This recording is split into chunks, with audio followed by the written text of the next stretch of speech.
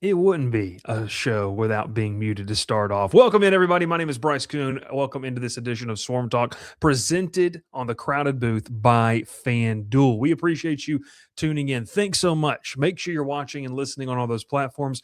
Make sure that you are subscribed. Continue to subscribe. Continue to grow those numbers. It might just be the off season nearly for a lot of teams, but college football news never stops. So we're year round all year long.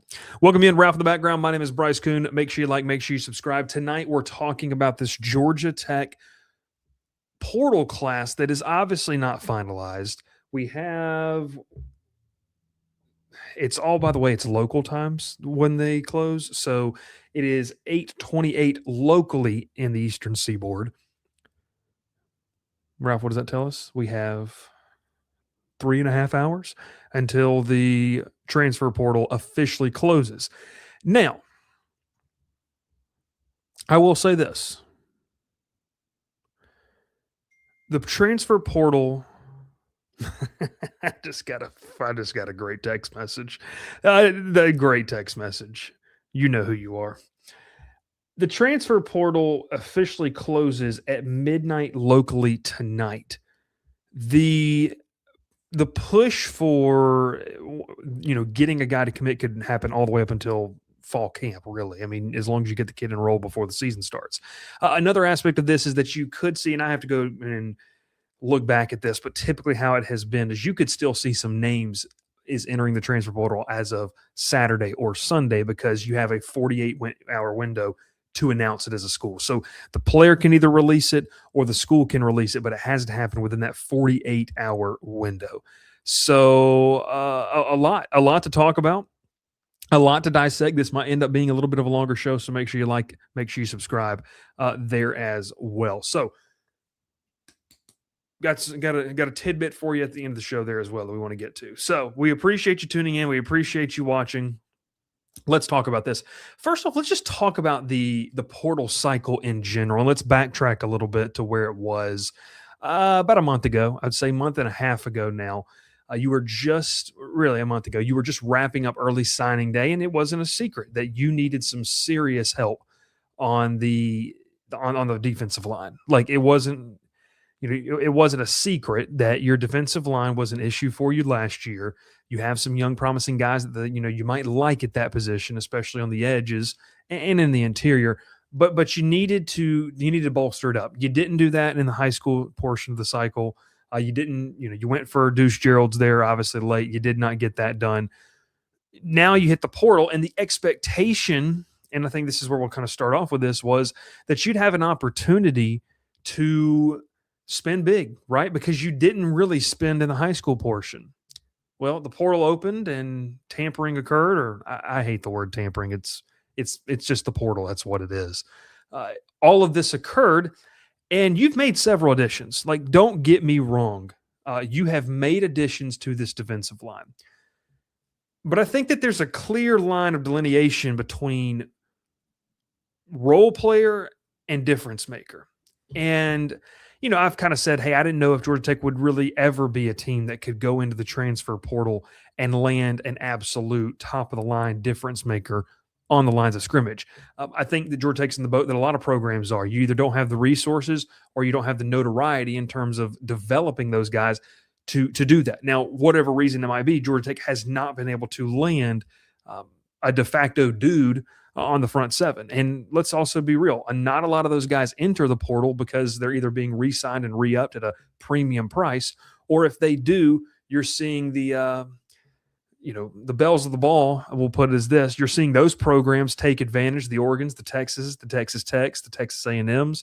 I'll really just say the Oregon and the Texas schools really push to be that. And when I look at what they've made additions wise at the defensive line, I'll get into my thoughts on it in a second, but it's replacing kind of what you had, and what you had wasn't good enough last year. So we'll see if there's development from the younger guys. I think there's an intent to look at the younger names that I've kind of felt were more talented, but you needed them to hone in, you needed them to develop their skills.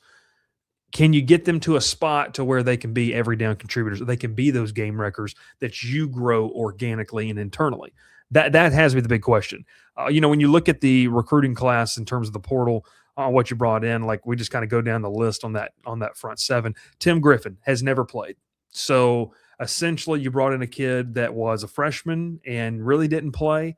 I believe he had one tackle against Northwestern State for Cincinnati this past year. Here's his introduction into college football, really, in the ACC. You keep going down that list. Tajay McCoy, pretty solid as a young player, has been okay since then. You're hoping that you've got a good eval on Tajay McCoy at the edge spot. I'll talk Noah Carter here in a second because I think that's the one we want to talk about. Tawfiq Thomas, 6'4", 300. He's the space eater in the middle that you would like to have. Has been a role player his entire career, and that's the role that he's probably going to play, but you probably need him to be more than that. You need him to be a disruptor in the middle. Does that take place in Atlanta for his last year of college football? Vincent Carroll Jackson, another guy with not a ton of production under his belt, coming from a lower level. Is he ready to step in and be I think the issue is is he ready to step in and be a guy for you? You keep going down the list. You got Jordan Walker, the edge from Rutgers. High character kid, high academic, hasn't really, been a factor so far in his college career on the field. And then I think the one that a lot of people are excited about is Noah Carter, right? The 4-star edge, was a 4-star at a high school, 4-star transfer from Alabama. This is a kid that just didn't see a lot of playing time. Didn't see a ton of snaps. I believe he had, and Ralph, you can check me on this, I believe he had some stats, but I believe he played under 100 snaps this year. So just didn't necessarily see the field a lot on a Alabama defense that was pretty good.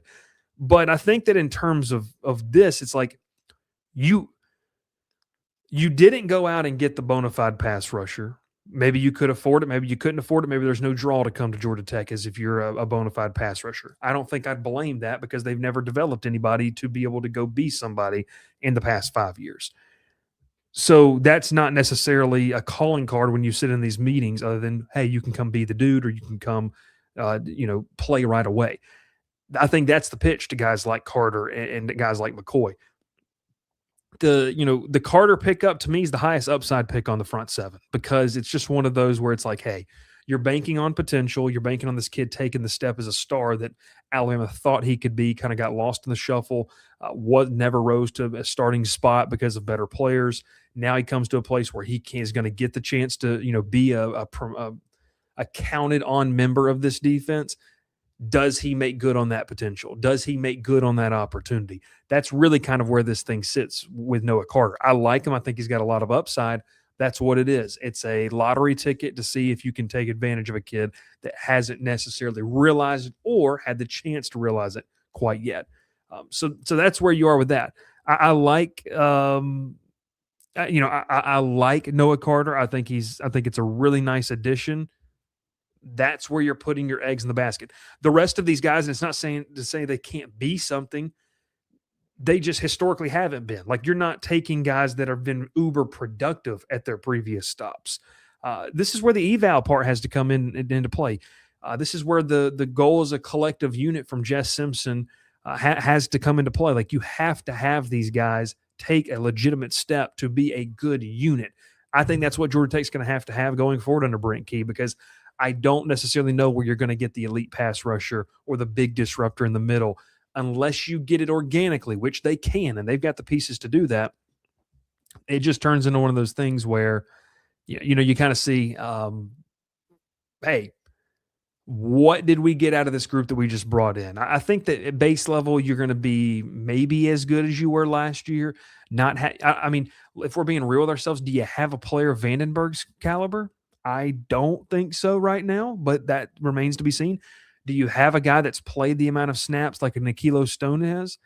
I don't know if you have a guy that's been around football as that much. So you're losing some veteran talent, and the interior of the defensive line especially is where championship football is played. Georgia Tech has not been really great there for a number of years. 2 years ago, I think they had probably one of their best units there. But it's one of those things where, hey, look, now, you got to have You got to have some guys step up, and it's about time some of these kids that you've recruited at the high school ranks take that next step up. So from a front seven perspective, it is what it is. You have to develop. It's just the name of the game. And I think one of the things that's lost in this is like, well, it's not that good or they trust this. I'm not saying that you're going to go win 4 or 5 games because of this. I'm saying if you want to maintain the level of, your winning mark that you were last year or improve upon it, you have to have this as a part of the resume to be a great team. And so I don't know what the overall fan expectation is for this. I don't know what it is. Defensive line wise, it is a costly position to go find in the portal. You got to have big money to go load up at multiple different spots along your front seven. Whether or not Georgia Tech has that money, whether or not they were a desirable destination for this, that's a whole nother conversation for a different day. But what this has determined and what this has told us is you're going to have guys that develop. You brought in some players that have played some football, can be role players. Maybe they break out and realize their potential in Atlanta. Maybe they do. That's going to be up to Pope and Simpson, though. They've got to figure it out because I said this in the Discord the other day. This has to be a make or break year for that group. It just has to be because you've gotten your high school recruits into enough. They're either 1 or 2 years into the program. They've got to be ready to go. Like you got to have them ready to play and play a meaningful role and be impactful right now. So you got to see development that from the defensive line. The secondary. Look, you lose Amari Harvey on the back end. You lose Clayton Powell-Lee. You lose a lot of guys that have played a lot of football, regardless of how effective. And look, people are going to blame Blake Gideon. They're going to blame several different aspects of this and whatever you want to look at. I think Jason Seymour is going to be a fine addition to be the defensive coordinator of this team. What you have to be able to push here is if your front seven can generate a pass rush, you were one of the worst teams in the ACC in doing that last year. It's going to alleviate a young but talented secondary. It's going to alleviate some of that pressure. Look, I love a lot of the guys that no longer there, but Corey Peoples, Kobe Jones brought in. I like a lot of this. Blake Gideon helped bring some of those guys in. Like you've made some nice high school additions on the back end. Phoenix Felton at the safety spot. Tay Harris, whether he can play a nickel or a safety spot or a star type of role, that roving, defensive back. There's a lot of things to like about this. You go in the portal and you get a Jonas DeClona, who I think could be a really, really nice player for you. But what else is really there, right? I mean, you have to have some development. And I think that's one thing I've seen from people is, we'll get to offense here in a second, but this concept that the defensive side of the football can be locked down, well, where? I think that's the biggest thing. Where is that going to take place? Because you haven't invested monetarily into that or been able to for it to be locked down. It's going to have to be a good collective unit. That's going to be what it has to be. So secondary-wise, we're going to see what happens. I think you have some nice players there. You got some young players. I would have liked to see, we'll obviously continue to see, is it Chris Jones Jr., the Ole Miss defensive back, made his way to Atlanta yesterday for a visit, being courted by some other schools. That would be a nice pickup. I would like to see some veteran guys that have taken snaps in this secondary so that you don't have to put all of this on talented redshirt freshmen and freshmen. It's really just kind of how it ends up. It's not a problem that you have those guys.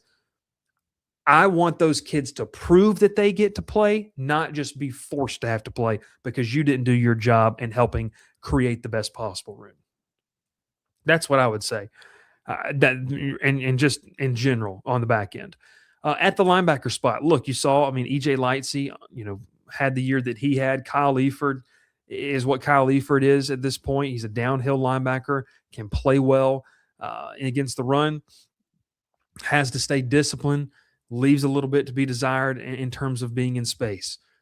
You need to get really athletic at that linebacker position. You lost a pivotal piece, a young piece, and Tajay Butler. Butler enters the portal, heads to Ole Miss.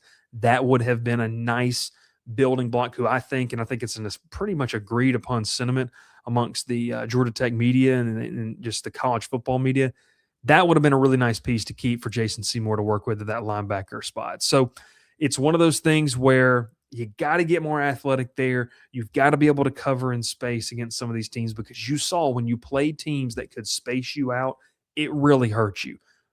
At times, you face teams that were maybe just schemed it up and you just couldn't match it no matter what the scheme was, because you just necessarily didn't have the Jimmies and Joes to be able to go play that spot. So defensively as a whole, I head into Friday, and look, there's additions can still be made. We'll see. Are there some late fireworks to enter the portal? Is there a trickle-down effect as these conversations near the checkered flag? We'll see. Right now, I think that you got your roster to a point to where you have some depth. There's nothing eye-popping on the defensive line of where you're like, hey, this is going to happen. It's you hope it can. And that's going to take a ton of internal development. That front seven has got to be developed this year. If your defense is going to take a step forward, they've got to develop some of these young guys. The back end, see what the young talent has, how much are these veterans ready to go play. That to me would be kind of one of the big things there as well. So before we move on to the offensive side of the ball, and we will talk Justice Haynes, I want to tell you about our friends over at Section 103. Make sure you use code TCB10 for 10% off your order today. They do a fantastic job. You need to make sure you check them out.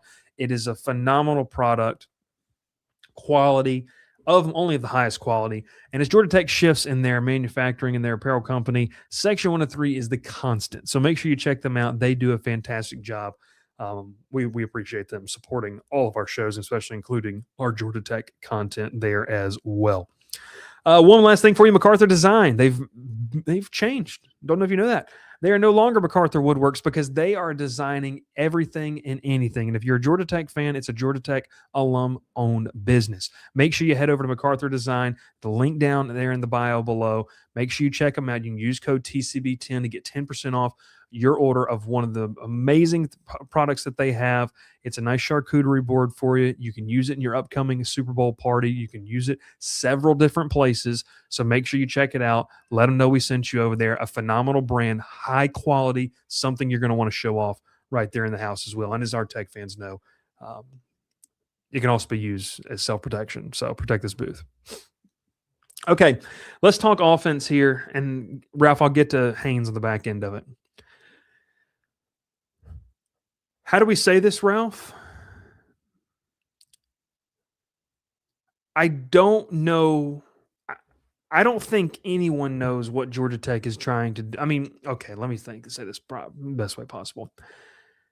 Georgia Tech, it would seem, is pushing for an identity on the offensive side of the football of ground and pound, run some 23 personnel, and be able to do some things that, if you're being real with yourself, you're going to have to bully a lot of teams. You're going to have to run the football. Now, you have to get into previews and all this type of stuff to be able to kind of see what happens there, who the opponents are, what the teams look like, what is their two deep, who the new coach is like. There's just so much to be determined if you can actually do that. But the addition of George Godsey is kind of shown that, the amount of tight ends they've brought in, the lack of wide receivers they have. I mean, Jordan Allen's the only receiver on the roster who has any production. And I love Jordan Allen. We had him on the show when he committed last year. It's totally different from being the fourth option or the fifth wide receiver on the depth chart to moving into the next year in a featured role where teams know, hey, we've got to go find that guy.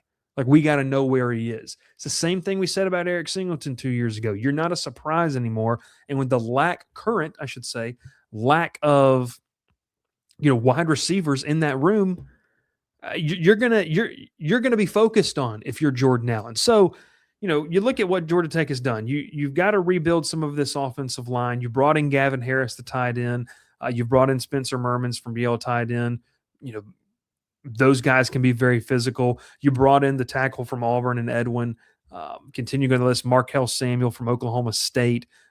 Alex, he's a punter, but we still, we appreciate him. Joseph Ionata is another one. Chris Corbo. And then, I'll get to the two big additions that I liked. I talked a little bit about Jalen Mbakwe already. But it's just one of those things as you kind of sit here on 8:47 Eastern, January the 16th. What's the identity of this offense? You don't have a quarterback that you brought in. And I guess we could have the conversation like, were they taken aback by the fact that Philo left? I don't know. They've swung and missed on some quarterback prospects due to the unwillingness to pay. Okay. It's, to me, it feels like they've decided to change the identity and say, we just want to run the football. And that's where you bring in, the addition of Justice Haynes, where, look, the rumors money that Justice Haynes was spent, has ranged from 1.5, 2.6 to 3. I will say this. Justice Haynes is a very, very good tailback. Very good. Like, will probably, God willing, stays healthy this year, will probably play in the NFL for a long time. Like, he's that kind of back, will carve a role, athletic, got good burst. One of the best players that Georgia Tech has had on their roster in the past 10 years. That will be Justice Haynes.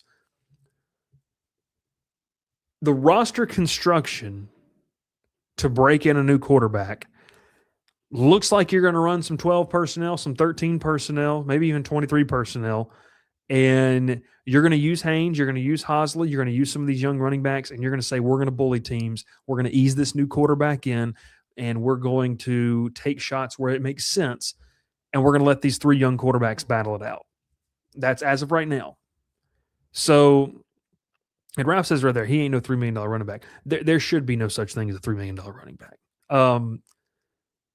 Running back is one of those positions that, and every team values things differently. Like, I will say this, Georgia Tech has obviously shown they do not value the wide receiver position as a premium spot in their offense. They don't do that. They let Herrick Singleton walk, regardless of what you think about his production. He was viewed as what he was. They elected to walk, utilize their money elsewhere. That's fine with me. If you're going to build the team the way that they're going to build them right now, boom, rock and roll, run the ball 50 times a game, control the clock, win games 17-12. Like, just do that for the whole season. The quarterback spot is intriguing to me because I like some of the additions they made, and I mentioned Jalen Mbakwe on the last show. Like, he's just a guy you got to figure it out because I told you Justice Haynes is probably going to be one of the best players on Georgia Tech's roster in the past decade. Jalen Mbakwe is going to be one of the most naturally gifted talents that Georgia Tech has had since Jahmyr Gibbs, and I don't know how far back I'd be able to go, like, to find someone. I don't know. So, you find ways to get these guys involved. But from a quarterback standpoint, like, I do believe they really wanted Colton Joseph. I think that is real. And Tyler mentioned that in the Discord, and I agree with that. I think that they really did. Wisconsin put up a price. They were like, okay, we're not paying that. They wanted to allocate resources elsewhere. Fine by me. It is an interesting battle, though, because you enter a situation to where the only critique I have of how they're going to put this room in there, and my bad, Zach, obviously Calvin Johnson is in that. I guess I meant the last decade, like I was referring to with Haynes. So since 2015, 2016, Jahmyr, from an just athletic standpoint, there's going to be a lot of people who have zero ability to, listen, that are going to say that I think Jalen Mbakwe is going to be the best player Georgia Tech's had in the past decade other than Gibbs. It's not what I'm saying. But since 2016, I don't know. I mean, Mbakwe has that type of like raw athleticism and talent. You got to figure out a way to hone it in. That being said, look, I don't think Graham Knowles is a bad quarterback. I don't think that Grady Adamson is a bad quarterback. I've watched Cole Bergeron play in person. I don't think he's a bad quarterback. I also don't know if they're good at this level. And I think that's the critique that I have about this quarterback room and the way that Brent Key and Chris Winkie have gone about this, is because you have to ask yourself, you are going to roll into a season as of right now without a guy that's taken a legitimate snap. And that's not even a critique of them, because I believe they know what they're doing. I guess it's more of the people who say, hey, just roll with those guys. Why do we not believe in those guys? Well, because you don't know. And it would be ill-advised from a basic roster construction standpoint to roll into a season without someone who's taking a real live snap in a meaningful football game. Look, we can laugh and have fun about, the 4 million quarterback, rating that Graham Knowles has. It's great. We can look at the tools. Everybody looks good in shorts and a t-shirt. Everyone looks good on their high school tape at this level. That's not about that. It's what is happening in that practice. Now, look, I'm totally fine with those 3 guys battling out for the starting job. I think it would be smart. And this is a very shared, basic level, common sense sentiment to have someone in that room. Maybe it's not someone that has to start, but it's someone who understands how to that has taken a snap in a conference game before. Like, it's just one of those things for me. The overall sentiment is just trust me. Just trust him. Just trust him. Trust him. Yeah, that's not what you do, though. Like, that's not your opinion. That's not like my opinion. That's just kind of grassroots, ground level what you're doing.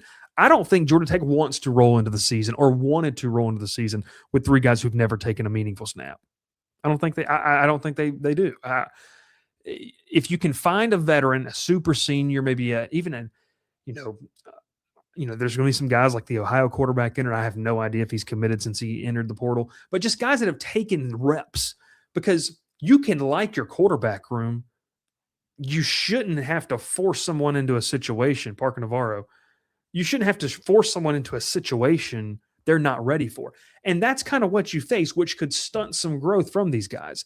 And you don't want to enter a season where, hey, maybe some of those things on the defensive side of the football hit for you.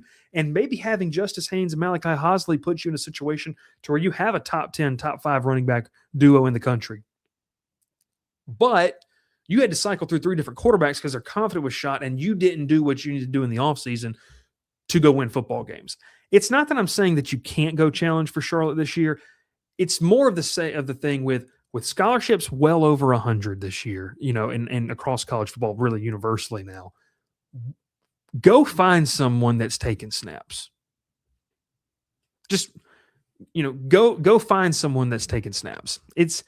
It would be a very interesting case study to see, because you'd really be banking on, and see, a lot of people are not going to listen to that part, and that's fine.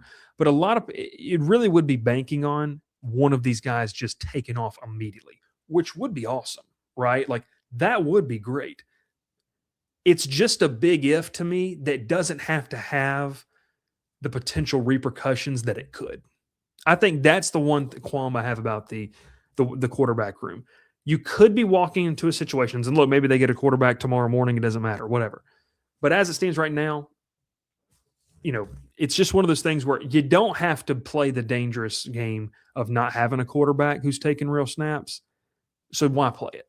It's really that. So, people are obviously asking about Alberto Mendoza. Look, I mean, it's kind of the same thing. Like,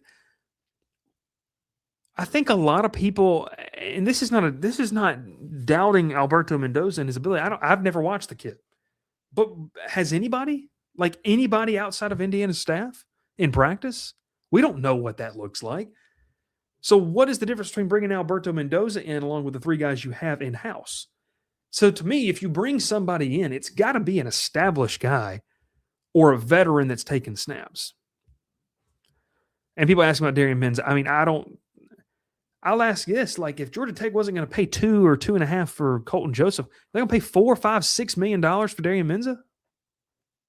Ralph says, is Menza going to Miami? Is that actually like, I mean, obviously it's the rumored thing, but I mean, yeah.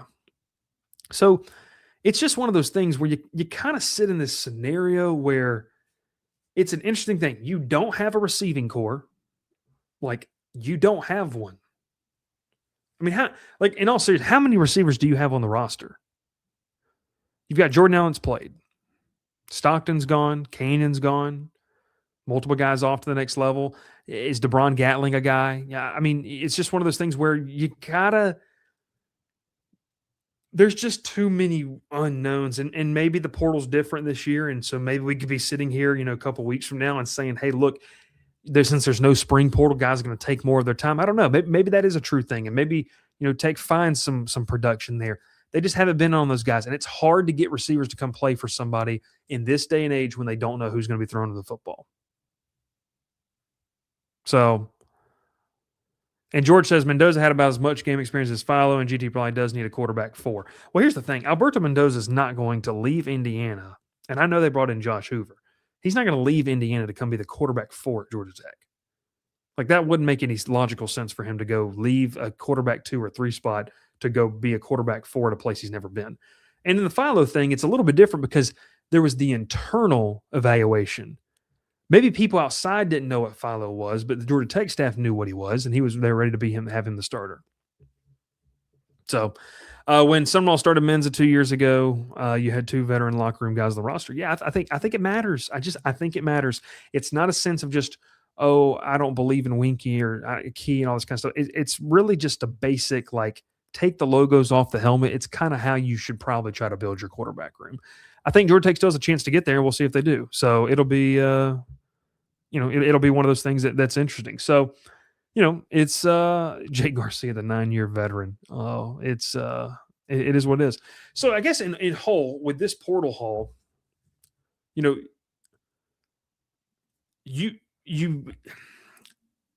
Justice Haynes is awesome. Justice Haynes is going to sell tickets.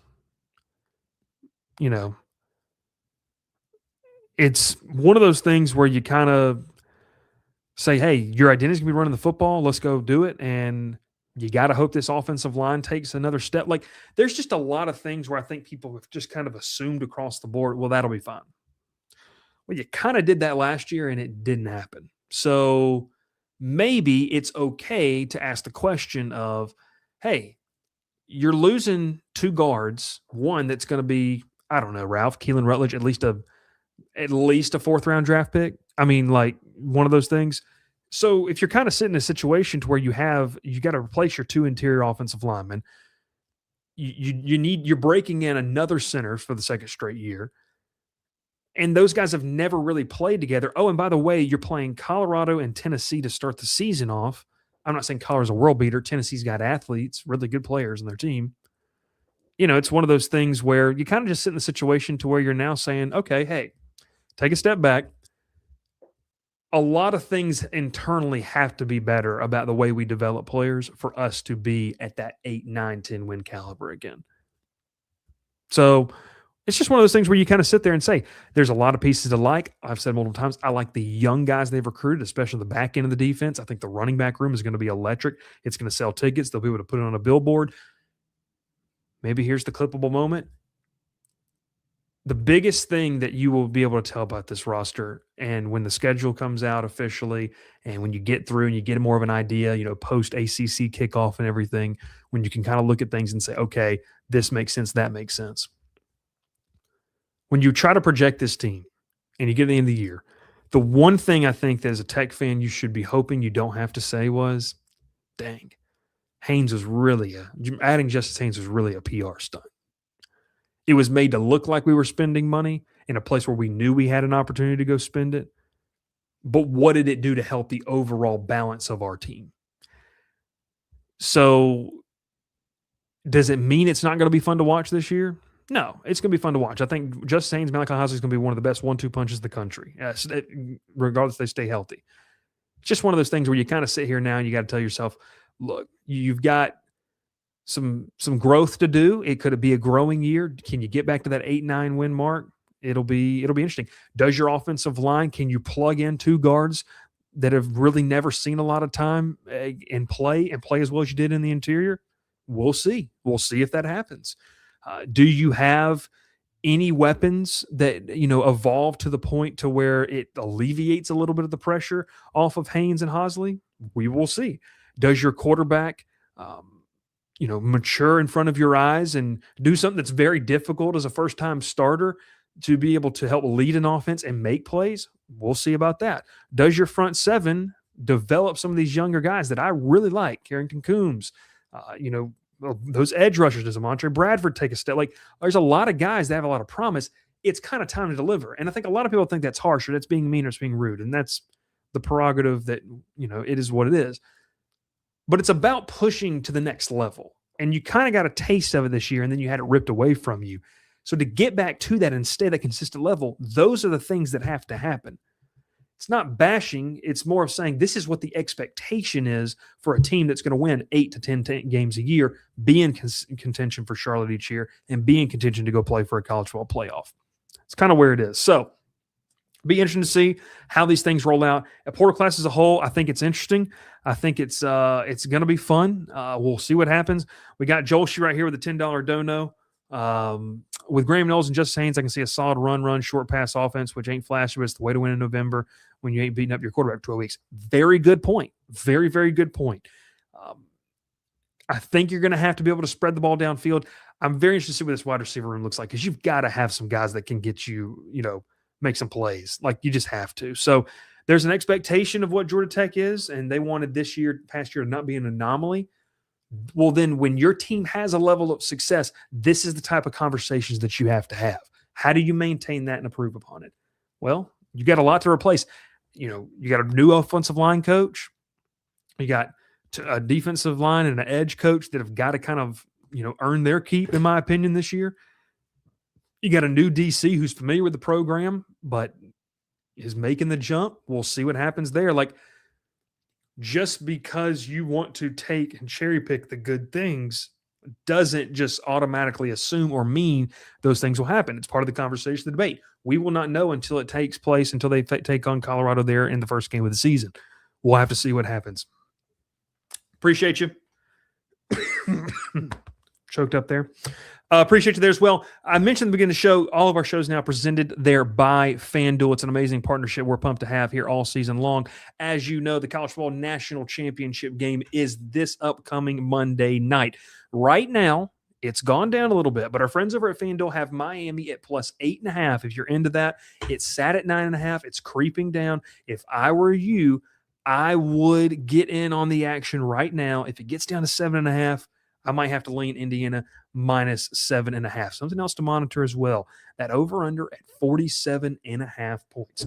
Make sure you head over to FanDuel. You can take one of those picks. Also apply a 30% profit boost to them. FanDuel's noted for doing those things. We appreciate them there and what they do. It's fantastic. It is awesome. And I want you to make sure that you're taking advantage of all of our things that we have over with our friends over at FanDuel. We appreciate you tuning in. Thanks so much for watching. Shout out to our sponsors, Ralph in the background. We will catch you on Sunday evening with our final look at that college football playoff national championship game. We appreciate you. Ralph in the background. My name is Bryce Koon. This is Swarm Talk. Almost forgot. Massive, massive, massive show news coming next week. Make sure you are locked on the channel all week long. Massive news. Absolutely massive news for the program, for the show, for the way that we've done things. So,